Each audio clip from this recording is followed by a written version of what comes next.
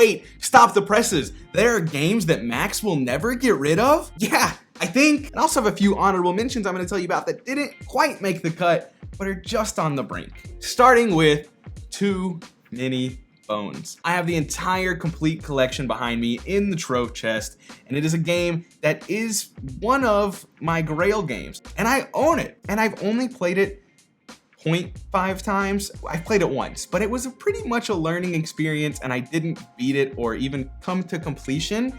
And since then, I haven't played it. And as much as I want this game, and as much as I don't want to get rid of it, and I don't think I will, it's on the brink, but I can't promise to you, the viewers, that I will never cull it, because it's an expensive game, and it takes up an entire Calyx shelf. So even though I got this for an incredible deal, even though it's a grail game, there is part of me that thinks, hey man, if a year from now you haven't played this game and it's still sitting there, you should probably sell it. So this is one that, as much as I want to say I won't cull, it might eventually come to it. The next one on the list that just barely doesn't make the cut, and that is Gloomhaven, the big box campaign legacy style game by Isaac Childress that took the world by storm. It's ranked #1 on Board Game Geek and has been for quite some time.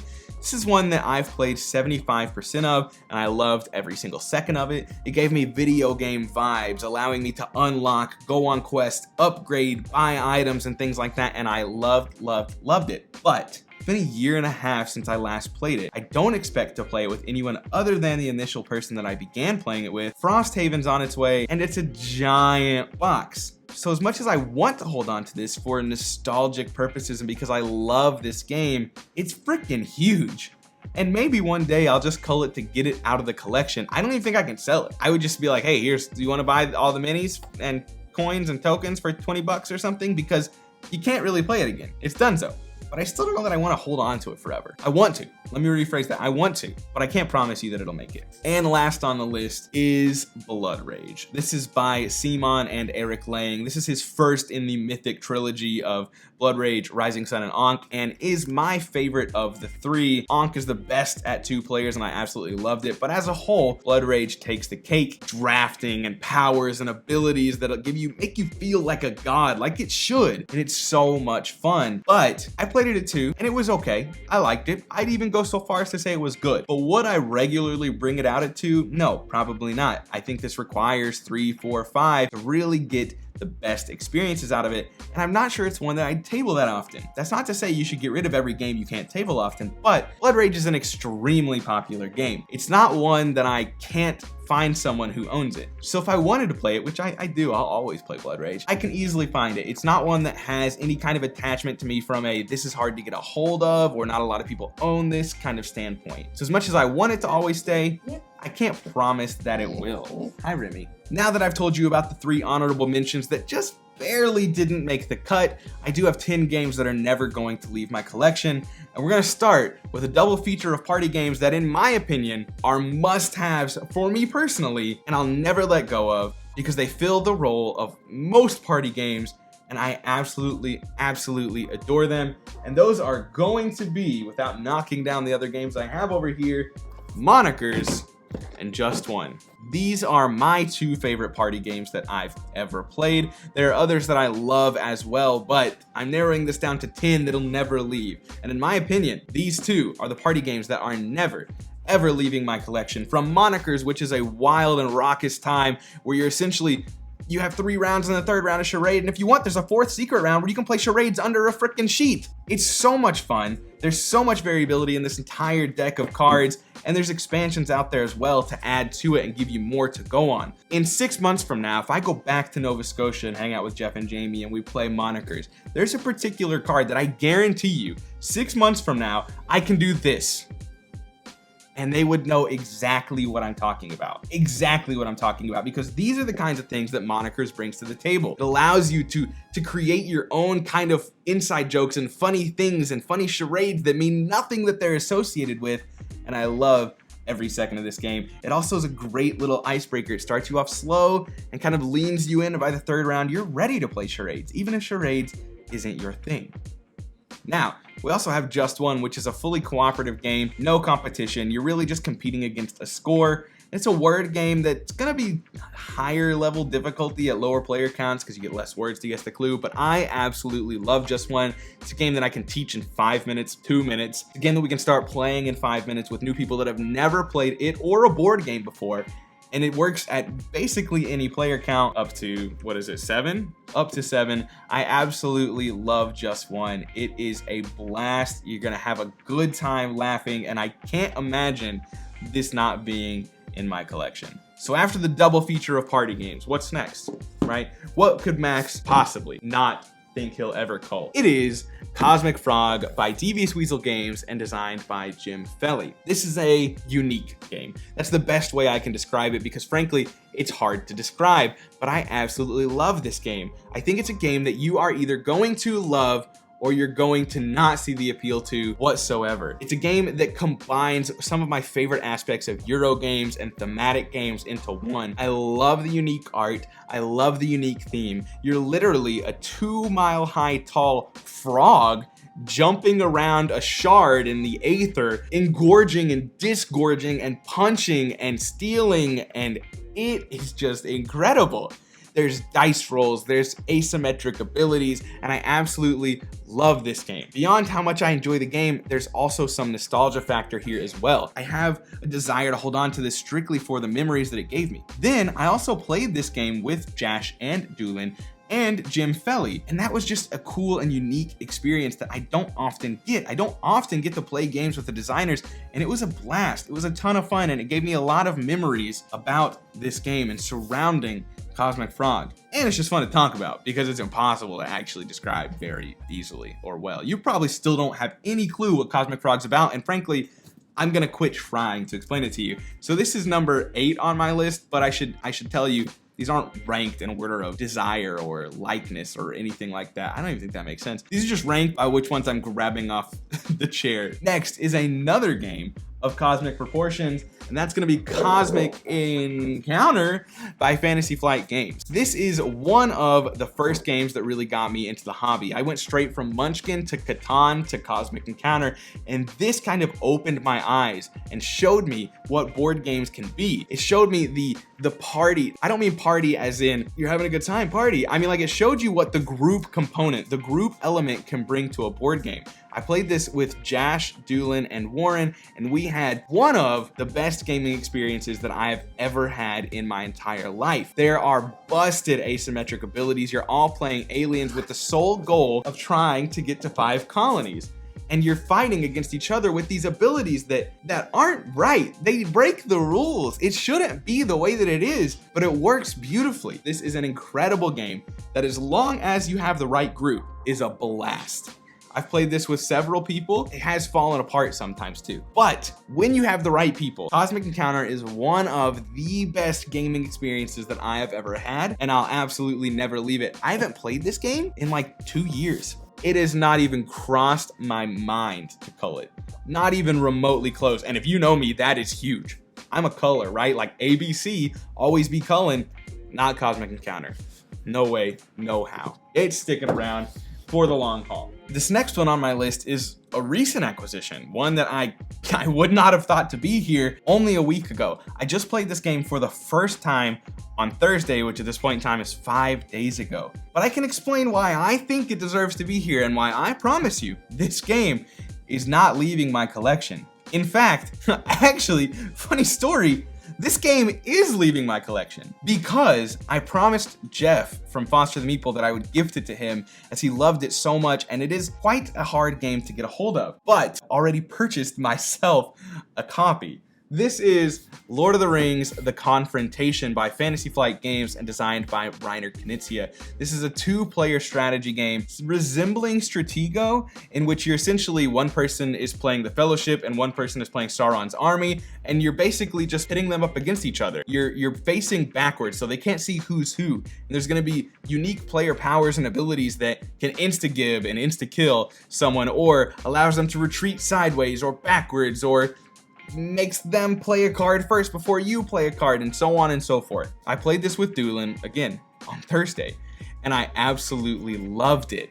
It was so asymmetric and so unique, and I can see the depth of strategy that's in this game that you're gonna have to play 20, 30 times with the same person, figuring out how to bluff who's where. This is an evolving game that I can't imagine ever getting stale. There's also variable rules that you can play with, at least in this version of the game, where there's 2 sets of characters and stuff like that. I've heard they're not as good, but the base game itself, I can see lasting ages, and it's hard to get a hold of. So it's one of those that not only do I love it, but I don't think I'm gonna cull it, strictly for the fact that it's not easy to get. Unless the price jumped up to $1,000 or something outlandish, would I ever even consider culling mine? I absolutely loved it, and I'm excited to play it again, and I'm excited to get my own copy because this one is technically claimed by Jeff. So I've already lied to you. I will be culling this game, but that's only because I'm buying another copy of it.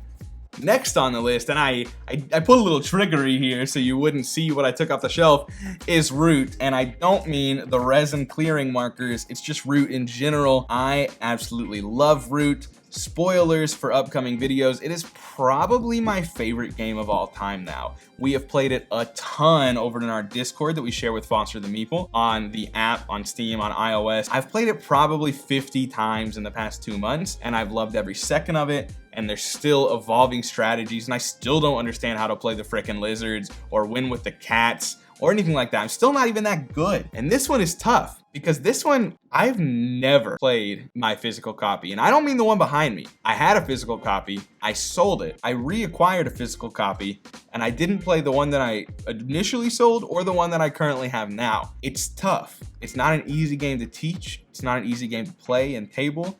And at this point in time, I'd say it requires a minimum of 3, if not 4 factions, 4 players.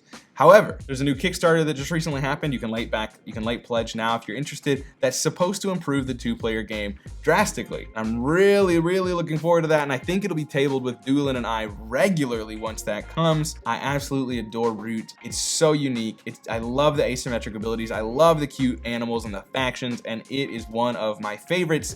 Despite not playing it, I don't think I'll ever cull it. I own everything that there is to have right now. I think maybe Clockwork, I don't know. I have 2 of the playmats at least. Thank you, Doolin, and it is such a good game. I also have, where is he? Oh, there he is. He's behind me. I also have our little thief boy up there sitting on the shelf. I absolutely adore Root.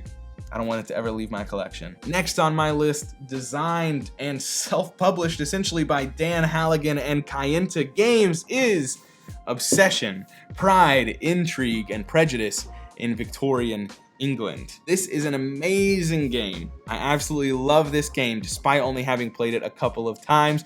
The theme is incredibly unique and approachable for many people. There are not many people that I know of that would be turned away by this theme, but there are many people I know of that are instantly attracted to this game because of its theme. It's Pride and Prejudice or Bridgerton or something like that. You are a family who is trying to regain power and regain money, and doing so by hosting parties and inviting Americans who are wealthy but kind of pull your reputation down a little bit. Filthy Americans, am I right? This game is great. It's so much fun. I love everything that it has to offer. It is very unique and simple, and thematically everything works out amazingly well. The game itself isn't easy necessarily, but everything makes sense, right? Like every decision you make in the game has a thematic tie-in that makes it easier than it should be. I've introduced this to people several times and it's never fallen flat. There's many different ways to play. There's expansions that I have yet to even integrate into my own gameplay, and I really can't wait to table this again. I love it so much, yet I've only played it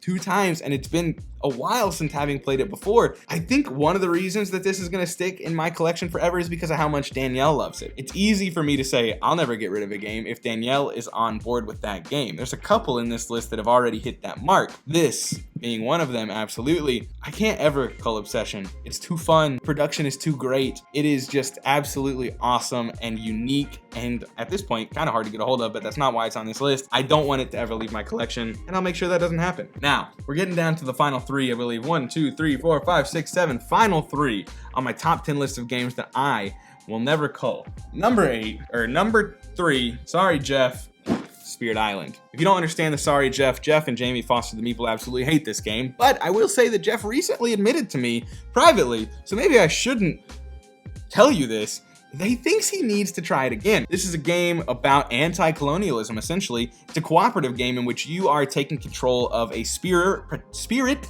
protecting its homeland. There's asymmetric powers and abilities. Each player is a totally unique spirit that does wildly different things. Whether you engulf people into the ocean with ocean's hungry grasp, or you're the bringer of fear and bringer of the dreams and nightmares, and you're giving fear to these colonizers to make them flee. The game is incredibly unique and so fun, and one of the more in-depth co-op games that I've ever played. I love Spirit Island, and again, is one of the games on this list that thank you, Remy, that I haven't played in a while. I haven't tabled this in quite some time, and I've certainly not played with all the spirits. There's also Jagged Earth now. There's also a promo pack that I never played with. There's so many spirits in this game that the variability is absolutely wild. Beyond that, there's extra difficult settings and scenarios that you can do. I've never done a single one of those, but this gives me two feelings that I absolutely love to have. A, I feel hopeless in this game until a light bulb goes off and my teammates and I found the solution. We can beat this. This is what we need to do. And it's not a quarterback thing typically. This game does that quite well with the fast and slow abilities and the privatized hands.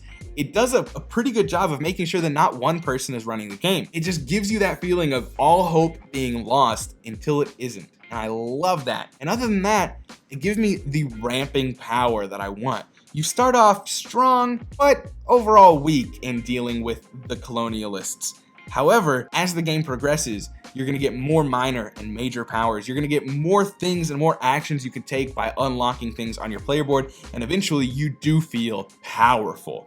You feel awesome, and you're able to wipe out entire cities and entire sections of the board on one turn, and it makes you feel like this amazing spirit taking back your homeland. And I absolutely love this game. One, I'm realizing after this list, I really need to get back to the table. Getting down to my final two, I actually don't have them near me. They're actually still behind me. I didn't want to spoil it, and also they're big. So number 2 is actually going to be Cthulhu Death May Die. This is a cooperative game by Simon, designed by Eric Lang. It is an amazing cooperative game set in the Lovecraftian universe. Instead of being the investigator, which is fine, that's not a problem with Mansions of Madness, you get to like punch and shoot Cthulhu and Hastur and Dagon and things like that, and it is absolutely awesome. It is a game that gives you couldn't make a single video, could you, Draco? Welcome back, buddy. It's a game that gives you the feeling of power that I mentioned in Spirit Island, and also a somewhat similar feeling of hopelessness. You see, as the game progresses, not only are things getting more difficult, the monsters are getting more powerful, the main big bad guy's getting more powerful, but you are slowly going a little more insane. And as you do so, you're getting stronger and stronger, and you're able to affect so many more things and do massive turns. And some of the abilities like level 3 Brawler is absurd. You can wipe entire rooms with that skill, and it's so good. I love the way this game makes me feel. It makes me feel tense. It makes me feel powerful, and they're beautiful minis. I like minis. I like the paint. It's a game that my wife likes. It's a game that I've never introduced it and had it fall flat. Everyone has absolutely loved the experience that Death May Die has given them and wanted to come back for more. It's also a game, it's one of my favorites of all time. I've played over a dozen times. I've still played the same 3 scenarios with the same 2 big bad guys all 12 of those times. I do have season 2. I do have the Unspeakable box. I have extra scenarios. I have extra big bad guys. I haven't felt the need to play them yet. It makes me feel like there's a lot of longevity here, that it's not going to die down anytime soon, that I will continue to love this game as I experience new operators, new missions, new bad guys, and it's going to continue to grow on me and will remain one of my favorite cooperative games. Now, number 10, another one I'm not going to pull onto the table. In fact, it would crush Draco, likely, if I tried to do so, and that's going to be, where is it? Can you even see it? I don't even know. I don't even think you can see it. There it is, my Crokinole board. actually. I don't think I'll ever get rid of my crokinole board. Now, I'll clarify this in that I have two. One is at my parents' house. It's a 77% crokinole board, and this is a full-size crokinole board that's behind me. I don't know that I'll never cull this one. I don't know that I'll never sell that one. You're making my nose itch, Draco. But I'll certainly never get rid of both of them. Crokinole is an incredibly fun and simple and easy to teach dexterity game that gives you tons of laughs and fun. It's simple to teach, it's simple to play, it's simple to get out and put away. It's very, it's not compact by any means, it's freaking huge, but there's no real components. It's that and it's some discs. You can set it on the table and I'm trying to help you guys, I promise, I'm trying. And it's very easy to play and table, and I love it. I'm not good at it, and I kind of hope it remains that way. Crokinole is a game that I feel like the better you get, the less fun it becomes, maybe? At my skill level and at the people that I play with skill level, it's a blast. Now, this used to be a tradition too, a Tablenauts tradition. Every time Jash, myself, and Doolin got together to record, we'd record and we'd pull out Crokinole at the end of the night and we'd play, I don't know, 3, 4, 5 games, just winner sits, loser leaves, all the time, every time they were here. So of course there's some nostalgia there too. I've played with my dad, I've played with my aunt, things like that. I absolutely love crokinole. And despite whether this one will leave or not, I don't know, I always want a crokinole board in my collection.